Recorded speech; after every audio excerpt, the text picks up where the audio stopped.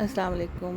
ये अचार बन रहा है, कचरा अचार आमों का।